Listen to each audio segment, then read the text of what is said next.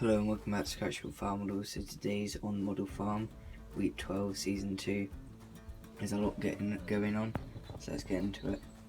So here we got Mike's pickup, just parts up. And then we have the red rock loader, as well as a few of the Yanmar's attachments and the double bale dump, getting a bit rusty down there. Then the quad with the sprayer has been pulled out.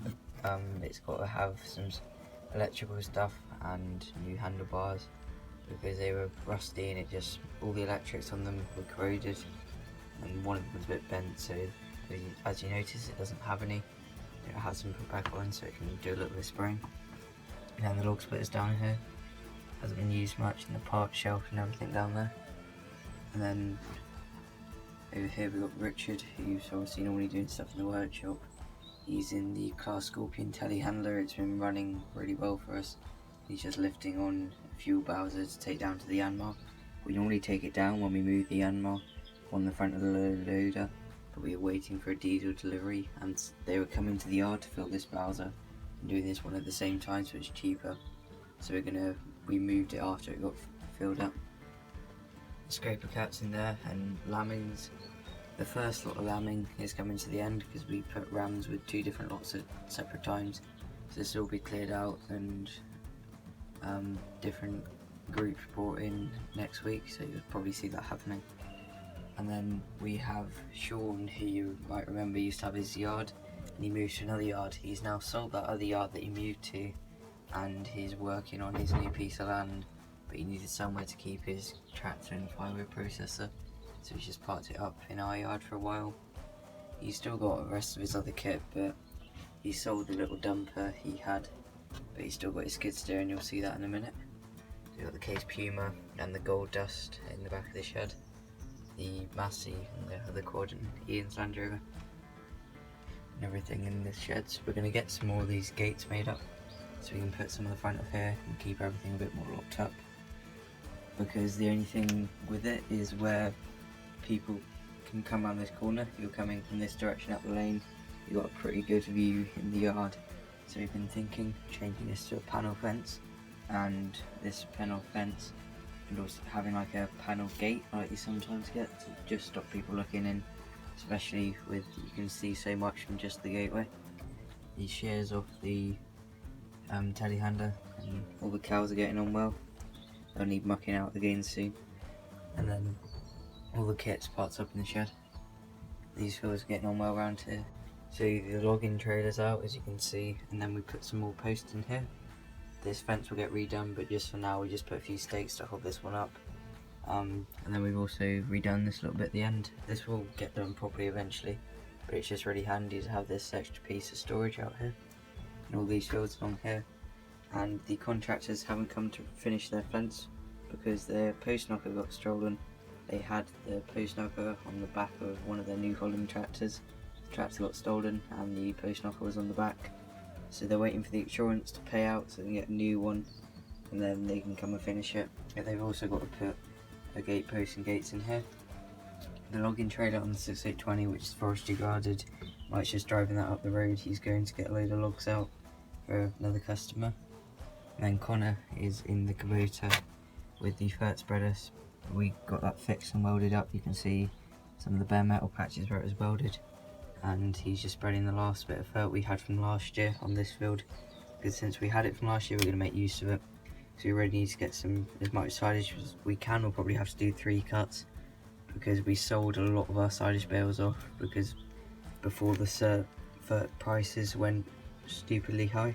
Now we regret doing that because we might not have enough silage for next year. So it's concerning times at the moment, so we're just trying to do what we can with it. So back down at this bit, Sean has been doing a lot. He's been driving the Yanmar himself because obviously we know him, he's an old friend. So he knows what he's doing. So he's just ripping out the stumps. He had a fire early in the week, burnt up a load of stuff. He's got a small pile there, just logs that he's going to cut up the pile. He's got the grab and the rooting fork for the Yanmar. And he's just ripping out the last of the stumps. And this area here he's planning to flatten out, grade out and put a building up, or just have it as a loading area, or possibly then sell it on further. But he's just in the good old Yanmar with the ripper on it. The ripper's stuck in and that rip out that stump quite easily. then his skid steer is parked back here, all parked up here, so it's out the way. And there's also an old track that goes down there, so I want to clear that out so they can get more wood from the lower part of the forest. This field is in quite horrible condition for this time of year, so this could be quite concerning because this is our main grass field. So we're going to use the other last bit of fur we have to try and put on this field and get something to happen with it. Then over here we have bought another machine. So this bit of bogland that we own is just sort of off the edge of this field, and we've been wanting one of these old JCBs for a while, purely just because they're quite valuable when they're in good condition, but there's a lot of old cheap ones, and it'd just be handy to have another spare digger around the farm, or backhoe as this one is. So it's been parked up here. It's got quite a few buckets. It's got a trenching bucket, a general purpose, a grading bucket and a big bucket, and obviously the bucket on the front. So it'll probably sit here for a fair while, but as and when we get a chance, we're going to get it running a bit better. It runs at the moment, but it needs quite a bit of work. We're not going to do anything sort of aesthetically with it. We're just going to get it running so we can hire it out to people. There's an old clapped out machine that not really too bothered about, but it can bring in some income, and once we've got the income from that, we'll probably buy another newer digger, is the idea.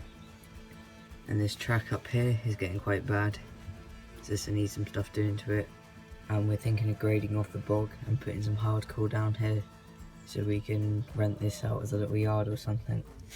And this road here obviously had been seeded, so all our drilling's been done now, but we are still doing other people's contracting. So you might ask, why not just put the 3C in this barn here? And we would have, but we wanted it up at the other place because it's a bit closer to our main yard, and when we want to move it back to the main yard, we could probably just start it up and drive it. Or if we put it under this barn here, we'd have to move it on a loader, which would be more hassle. The other main reason is we need this for storage, because we're going to start hiring it out again, or renting it out. The chain hose down there will be coming out again soon, and this field that's drilled recently is starting to sprout up in places. So that's pretty much it for this week. Let me know what you think in the comments and any suggestions for stuff in the future. Thanks for watching, please make sure you like, comment, subscribe, and see you again soon.